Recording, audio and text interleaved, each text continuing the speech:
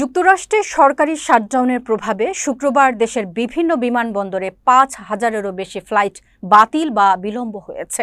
নতুন সরকারি নির্দেশনায় এয়ারলাইনগুলোকে ফ্লাইট সংখ্যা কমাতে বাধ্য করা হয়েছে। ৪০টি বড় বিমানবন্দরে শুক্রবার থেকে ফ্লাইট ৪% কমানো হয়েছে, যা আগামী সপ্তাহে ১০% পর্যন্ত বাড়ানো হবে।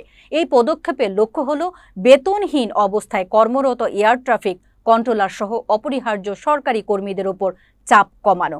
শাটডাউন শুরু হওয়ার পর অনেক কর্মী অসুস্থ হয়ে পড়েছেন বা অন্য কাজে যেতে বাধ্য হয়েছেন। ন্যাশনাল এয়ার ট্রাফিক কন্ট্রোলার্স অ্যাসোসিয়েশনের সভাপতি নিক ড্যানিয়েলস বলেন, আমরা যাত্রীদের নিরাপত্তা নিশ্চিত করার চেষ্টা করছি, কিন্তু নিজেদের টাকা দিয়ে কাজ চালানো সম্ভব নয়। সরকার চালু করাই একমাত্র সমাধান। পরিবহন মন্ত্রী শন ডাফি জানান, আন্তর্জাতিক ফ্লাইট এখনও তুলনামূলকভাবে প্রভাবিত হয়নি, তবে শাটডাউনের দীর্ঘায়িত হলে ফ্লাইট কর্তন ২০% পর্যন্ত পৌঁছাতে পারে।